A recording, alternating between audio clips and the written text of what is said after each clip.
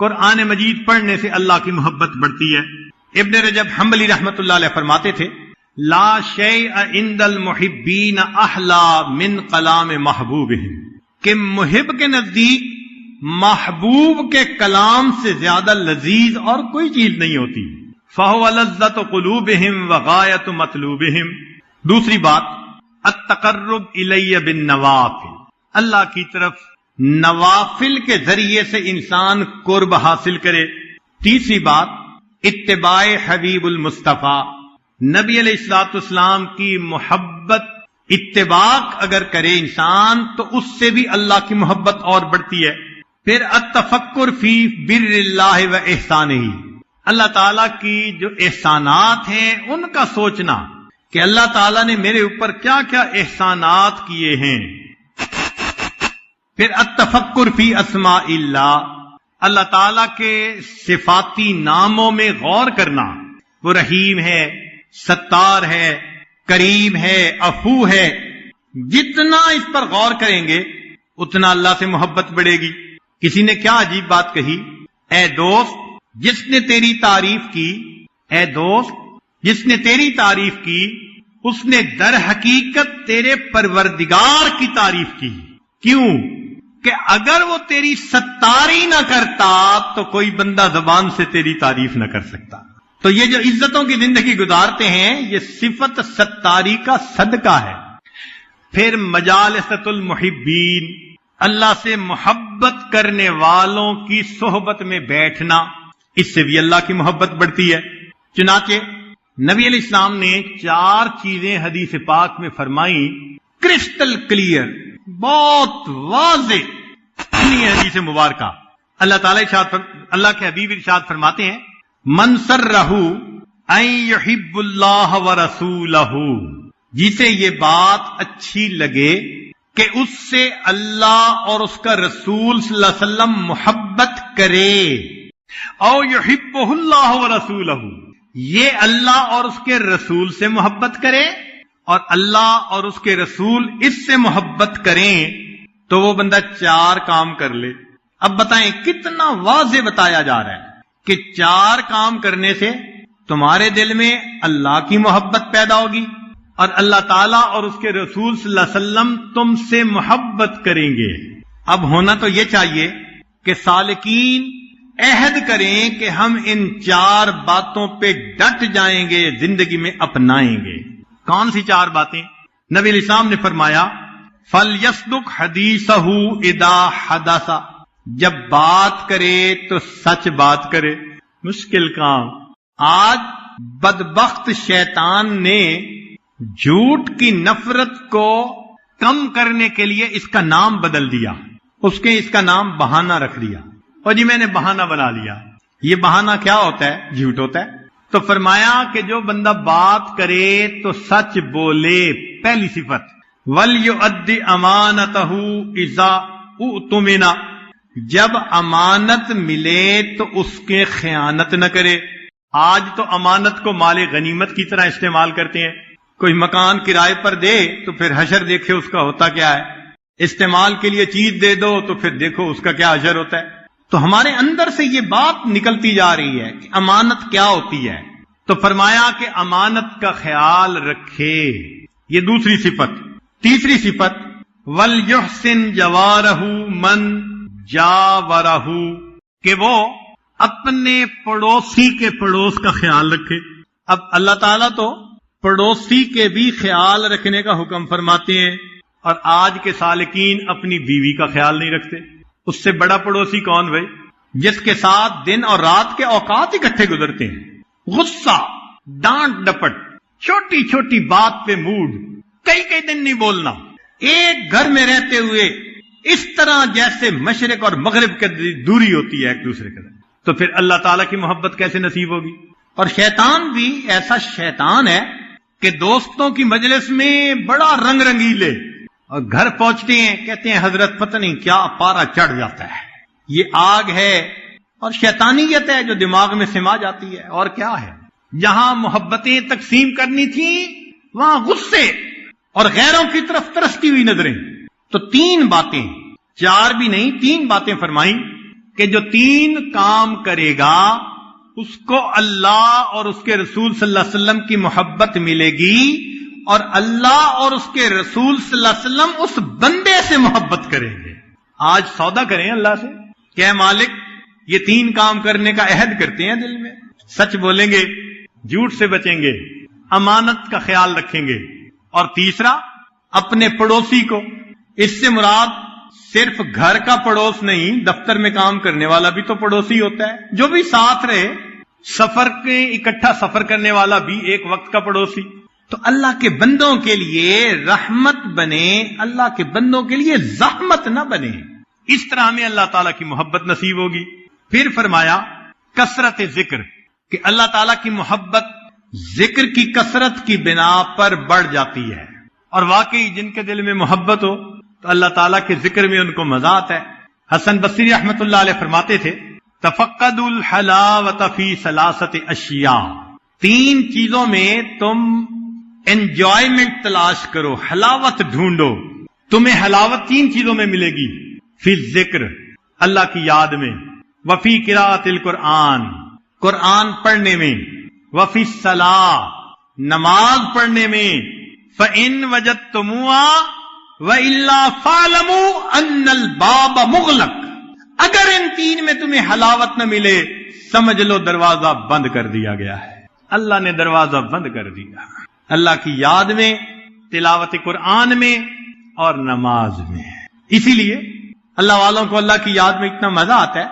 ذنون مصری رحمۃ اللہ علیہ فرماتے ہیں ما طابت الدنیا الا بذکری، دنیا اچھی نہیں لگتی مگر اللہ کی یاد کے ساتھ، ولا طابت الآخرۃ الا بعفوہ، آخرت اچھی نہیں لگتی مگر اللہ کی معافی کے ساتھ، ولا طابت الجنۃ الا برؤیتہ، اور جنت اچھی نہیں لگتی مگر اللہ کے دیدار کے ساتھ۔ پھر موت کو کثرت سے یاد کرنا، اس سے بھی اللہ کی محبت بڑھتی ہے۔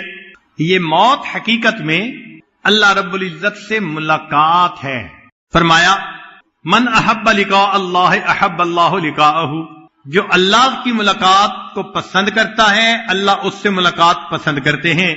ومن کرہ لقاء اللہ کرہ اللہ لقاءہ، اور جو موت سے کراہت کرتے ہیں اللہ اس بندے سے ملاقات کرنا ناپسند فرماتے ہیں۔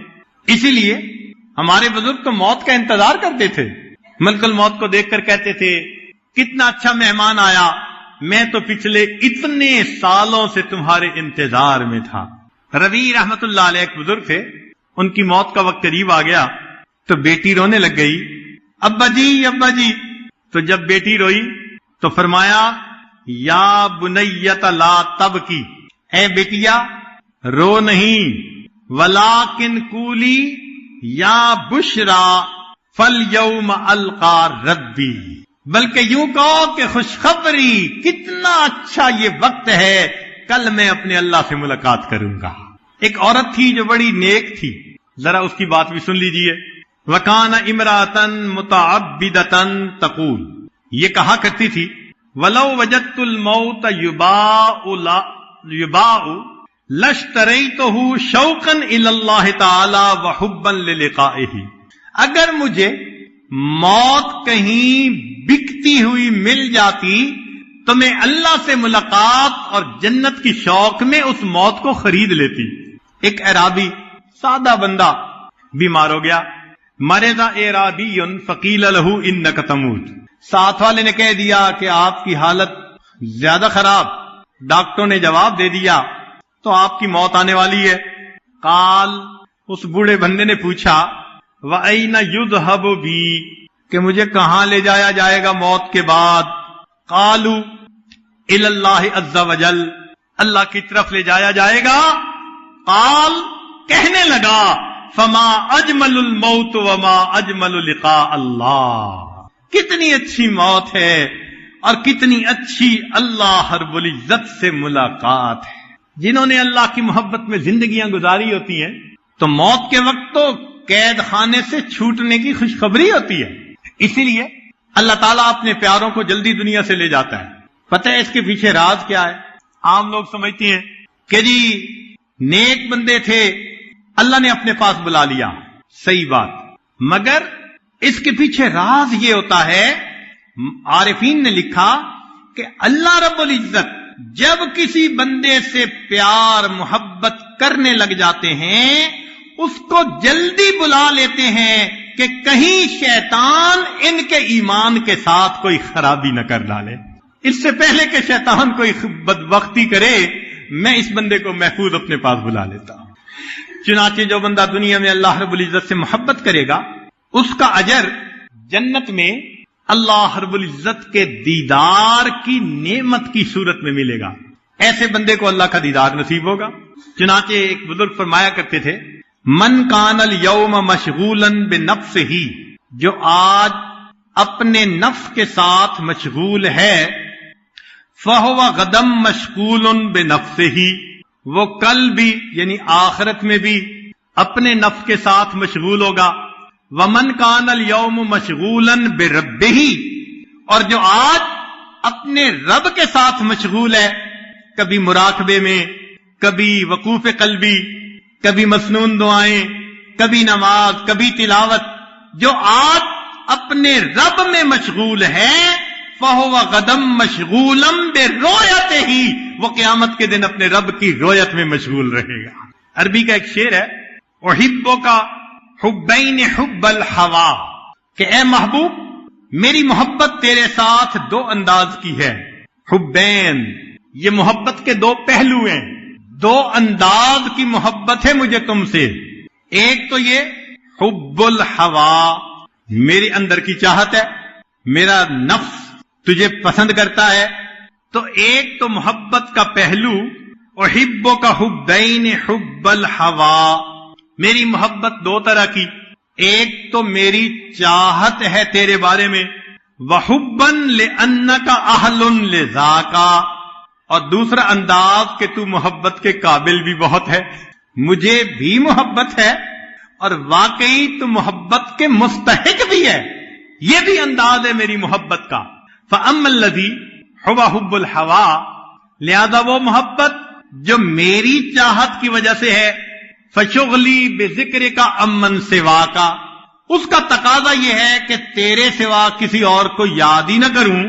وَأَمَّا الَّذِي أَنْتَ أَهْلٌ لَهُ، اور وہ محبت کہ تو محبت کے قابل ہے، فَكَشْفُكَ فِي الْحُبِّ حَتَّى أَرَاكَ، اس کا تقاضا یہ کہ تو پردہ اٹھا میں تیرے چہرے کا دیدار کر لوں. تو مومن کی تو زندگی کی تمنا ہی یہی ہوتی ہے. ہمارے مشائخ نے فرمایا رویت الرب بحسب الحب، جتنی جس کے دل میں اللہ تعالی کی زیادہ محبت ہوگی اس کو اللہ کی رویت کا لطف اور مزہ اتنا زیادہ آئے گا. اب یوں سمجھیے ایک بہت خوبصورت پینٹنگ ہے، ایک آدمی کو دکھاتے ہیں اور اس کی اینک پاس نہیں، تو وہ اس پینٹنگ سے لطف اندوز نہیں ہو سکتا، اس لیے کہ اس کی تو بصارت ٹھیک نہیں، موٹا موٹا نظر آئے گا.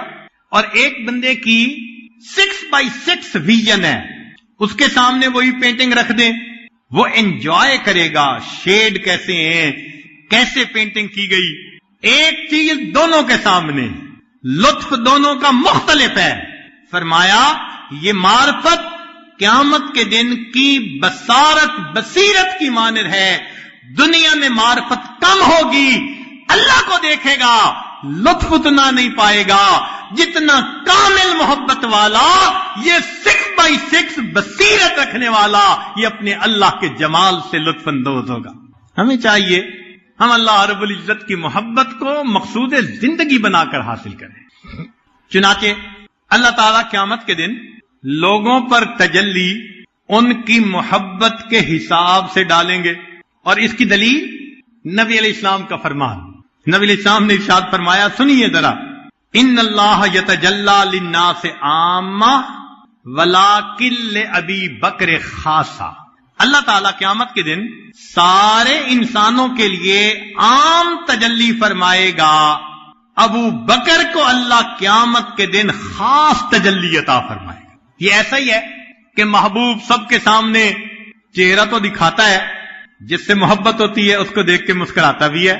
اب یہ مسکرا کے دیکھنا، محبت آنکھوں میں ٹپکنا، یہ ذرا اور انداز ہوتا ہے. تو قیامت کے دن محبت کے بقدر اللہ رب العزت کی تجلی ہوگی۔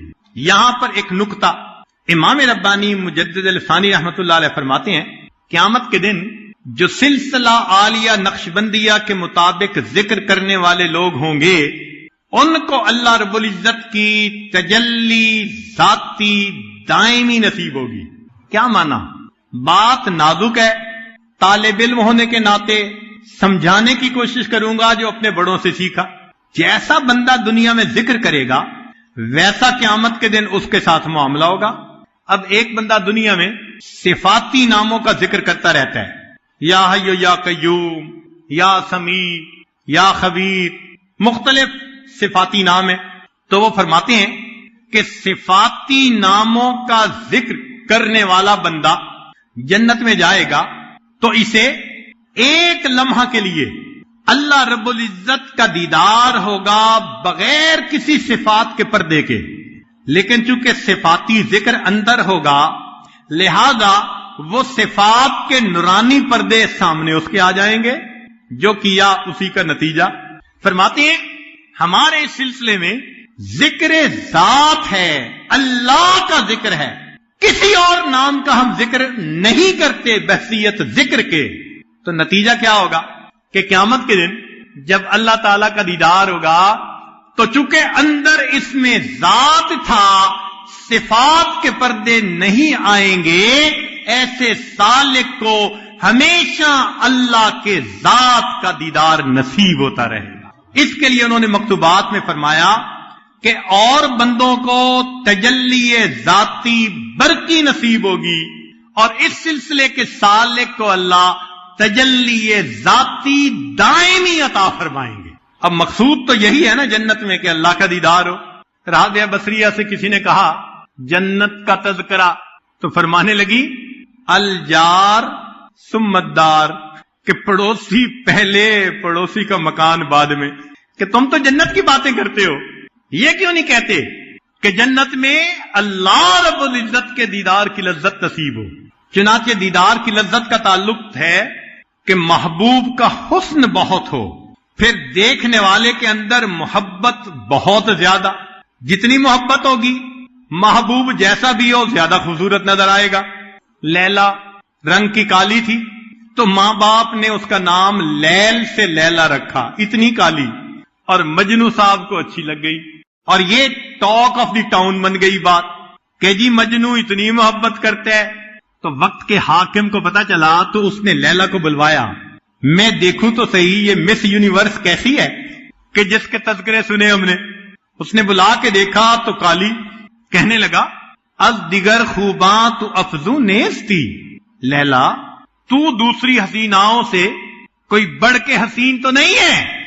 گفت خامش، کہنے لگی خاموش ہو جا، کیوں تو مجنو نیستی، تو مجنو نہیں، مجنو کی نظر سے دیکھ، دنیا میں مجھ جیسی حسینہ کوئی نظر نہیں آئے گی۔ تو محبوب کا جمال کمال تک ہو، اور دوسرا محب کی حب بھی درجہ کمال تک ہو، اور تیسرا ادراک بھی ہو، بصیرت بھی ہو، اور چوتھا اندفاع العوائق، جو رکاوٹ کے معاملات ہیں ان سے بندہ الگ بھی ہو۔ اب دل میں ہو خوف، کوئی آ جائے گا، اس وقت اگر اس کی طرف دیکھے گا بھی تو اس کے لطف سے کیا حسن سے کیا لطف اندوز ہوگا۔ اس لیے کہ دل میں خوف جو ہے، دل میں ڈر جو ہے، یا کوئی مریض ہو تو اس کو کیا نظر آئے گا۔ تو ان چار چیزوں پر محبوب کی رویت کا انحصار، سالک کو یہ چاروں نعمتیں نصیب ہوتی ہیں کہ اللہ رب العزت کے جمال کی بھی انتہا نہیں۔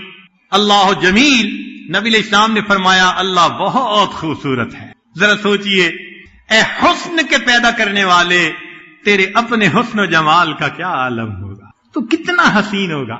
قوت الحب، اللہ تعالیٰ چاہتے ہیں کہ اچھا میرے محبت کرنے والے، اب تمہارے اندر محبت بھی شدید، والذین آمنوا اشد حبا للہ، اور پھر فرمایا کہ تم بصیرت بھی حاصل کرو، دل کو صاف کرو، کیونکہ اللہ کو دل کی آنکھوں سے دیکھیں گے۔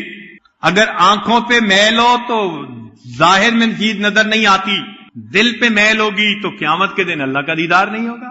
اسی دل کی صفائی کے لیے آپ یہاں آئے بیٹھے ہیں۔ ایک بندہ ہوتے ہیں نا, آئی اسپیشلسٹ کے بعد جاتے ہیں, جی میرا لگتا ہے نمبر بدل گیا, لفظ ٹھیک نہیں پڑے جاتے, ذرا نمبر ٹھیک کر دے. یہاں آنے کا اصل مقصد یہی ہے کہ ہم اپنی منمانیوں کی وجہ سے, گناہوں کی وجہ سے اپنی آئی سائٹ کے اندر فرق ڈال بیٹھے ہیں. آپ ذرا چیک کر کے نمبر کو ٹھیک سیٹ کر دیں, پھر سوئی وہاں ٹکا دیں اللہ کی ذات پہ, تاکہ ہم اسی کو اپنا مقصود حقیقی بنا لیں. چنانچہ جو بندہ دنیا میں اللہ رب العزت کے دیدار کے لیے تڑپتا ہوگا, وہ کیا کرے گا؟ وہ پھر نماز میں اللہ کا تصور باندھے گا. اسی لیے تو نماز کی مشق کروائی کہ دیکھو تم نے آخرت میں دیکھنا ہے نا, تو اس سے پہلے ذرا اپنے امیجینیشن میں تصور کرو کہ محبوب کتنا خوبصورت ہوگا. کیا فرمایا؟ ان تعبد اللہ کأنک تراہ, اللہ کی عبادت ایسے کرو جیسے تم دیکھتے ہو. گویا نماز کی مشق پوری زندگی کروائی کہ دیکھنے سے پہلے تصور باندھو. جتنا تصور باندھو گے, جب دیکھو گے تو مزہ اتنا زیادہ آئے گا. اور آج ہم نماز میں کھڑے ہوتے ہیں, اللہ کا دھیان ادھر ادھر, مشق نہیں کرتے. چنانچہ علماء نے ایک بات لکھی ہے, جنتی جنت میں جائیں گے, نعمتوں میں مشغول ہوں گے, وقتاً فوقتاً ان کو اللہ کا دیدار ہوگا.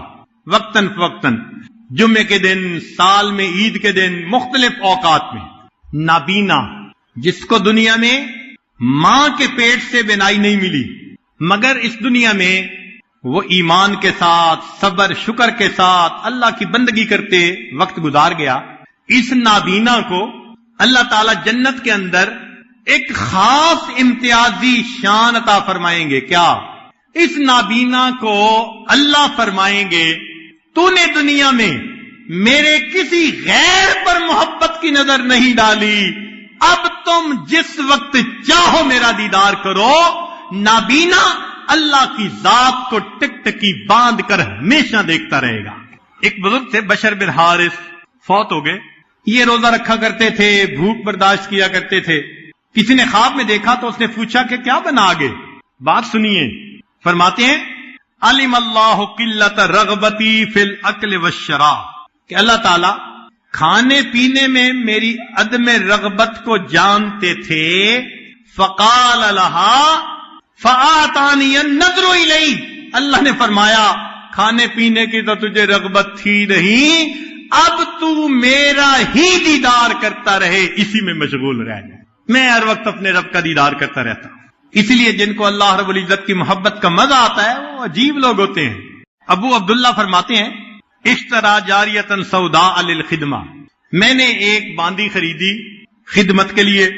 فقال لها, میں نے اس کے کہا قد اشتریتک, کہ میں نے تمہیں خرید لیا ہے. فضاحکت, وہ ہنسنے لگ گئی.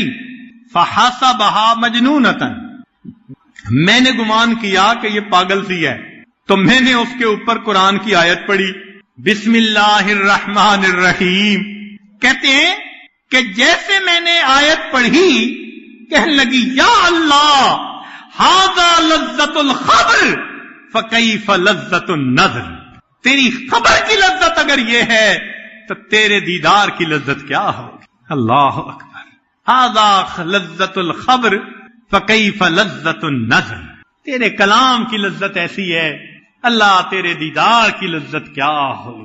فلما جن اللیل, فرماتے ہیں جب رات آئی, وطا فراشا للنوم, میں نے بستر تیار کروایا اپنے لیے. فقالت لہو, وہ اس اپنے مالک سے کہنے لگی اما تستحی من مولا کا, تجھے اپنے مالک سے حیا نہیں آتی. انہو لا ینام وانت تنام, تیرا مالک سوتا نہیں تو سو رہا ہے, تجھے مالک سے شرم نہیں آتی. ثم قالت عجبا للمحب کیف ینام جوف اللیل وقلبہ مستحام. چنانچہ علی بن موفق رحمت اللہ علیہ اپنا خواب لکھتے ہیں کہ رآ فی المنام, میں نے خواب میں دیکھا فرأیت فی سرادق العرش رجلا قد شخص ببصرہ فینظر الی اللہ تعالی لا یطرف, عرش سے اوپر ایک بندے کو دیکھا, اللہ تعالی کی طرف ٹک ٹکی باندھ کے دیکھا جا رہا ہے, ادھر ادھر ذرا بھی مائل نہیں ہوتا. کنکھیوں سے دیکھنا ہوتا ہے نا ادھر، نہ دیکھتا چلا جا رہا ہے. فقلت لرضوان، میں نے رضوان سے پوچھا، فرشتے سے، من ھذا، یہ کون ہے؟ قال معروف الکرخی، یہ معروف کرخی ہے. عبد اللہ، اس نے اللہ کی عبادت کی. لا خوفا من نارہ، نہ جہنم کے خوف کی وجہ سے، ولا شوقا الی جنتہ، نہ جنت کے شوق میں، بل حب اللہ، اللہ کی محبت میں اس کی عبادت کی. فاباحہ النظر الیہ الی یوم القیامہ، اللہ نے قیامت تک اس کو اپنی طرف دیکھنے کی اجازت عطا فرما دی. معروف قیامت کے دن کی تو استقبال ہوگا سو ہوگا نا، اس سے پہلے قبر میں تیرے ساتھ یہ معاملہ، قیامت تک تو بس میرے دیدار کی لذت سے آشنا ہوتا رہے. اسی لیے اللہ والوں کو رات کا انتظار ہوتا ہے.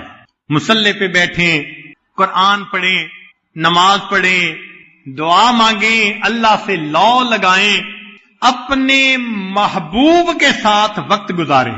چنانچہ احوال الصادقین میں لکھا ہے، عبد الوہاب شیرانی رحمۃ اللہ فرماتے ہیں کہ جس طرح دلہا اپنی دلہن سے ملاقات کے لیے رات کا منتظر ہوتا ہے، ہمارے مشائخ اللہ کی عبادت کے لیے اس طرح رات کے اندھیرے کا انتظار کیا کرتے تھے.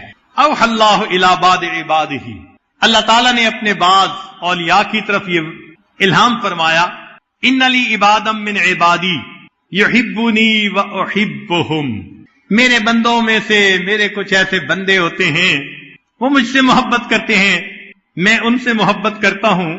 واشتاق الیہم ویشتاقون الی، وہ میرے مشتاق ہوتے ہیں، میں ان کا مشتاق ہوں. ویذکرونی واذکرہم، وہ میرا ذکر کرتے ہیں، میں ان کا ذکر کرتا ہوں.